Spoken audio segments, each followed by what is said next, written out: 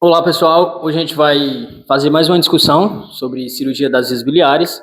Hoje a gente vai conversar com o Dr. Pedro Augusto Bis dos Santos Filho, especialista em cirurgia geral, especialista em cirurgia do aparelho digestivo e também tem uma vasta experiência em cirurgia hepatobiliopancreática. Seja bem-vindo, doutor. Obrigado, Matheus. É um prazer falar sobre esse assunto aqui.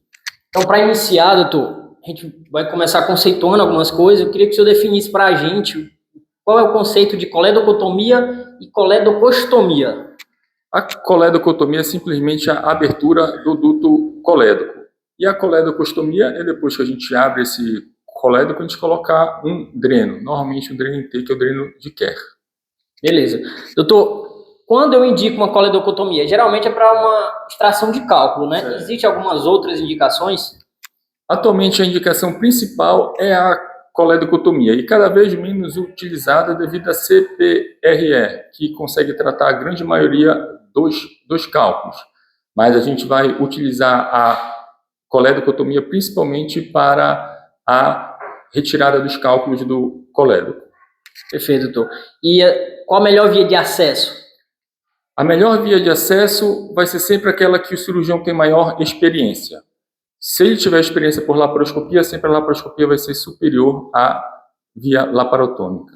Perfeito. Doutor, comecei a manejar a via biliar, né? Qual que é a importância da manobra de Koch nessas condições?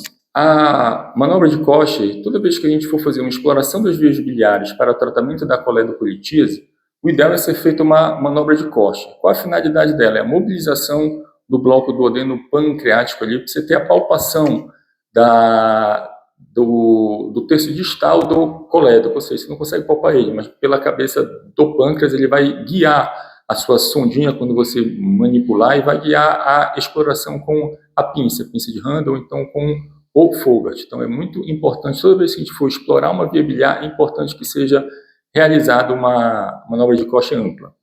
Doutor, e muitas vezes, né, dependendo da condição, colecistite aguda, ou uma paciente que foi submetida a uma colestectomia subtotal para ser reabordado.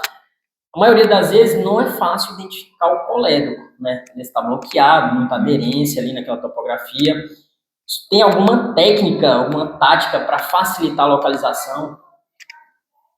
Eu acho que a principal coisa é ter paciência, né? É paciência na hora da reabordagem. Normalmente são situações difíceis, são situações complicadas, então habitualmente a gente tem paciência. A gente utiliza os parâmetros anatômicos, a placa lá, às vezes a gente não consegue identificar, então a gente utiliza o ligamento redondo para achar o duto hepático esquerdo, mas a principal estratégia nesses casos é ter paciência. E às vezes a gente pode fazer uma punção com uma agulha de insulina quando a gente tem dúvida quanto à localização, se aquilo é um vaso, se aquilo é o duto. Perfeito. Então, localizei o colédoco. Às vezes a gente tem muita dúvida de como fazer a abertura do colédoco, essa coledocotomia, né? E onde fazer. Certo. Então, assim, normalmente a gente vai fazer a exploração das vias biliares em um colédoco que não é fino. Então, normalmente a gente utiliza um colédoco pelo menos normalmente acima de 1 centímetro. A gente deve evitar ao máximo a abertura do colédoco muito fino, porque quando a gente abre esse colédoco, a chance de estenosar ela é muito grande. Mas quando a gente opta pela coledocotomia, o ideal é no terço médio e a preferência que eu tenho é no sentido vertical. Perfeito, doutor. Vertical ou longitudinal.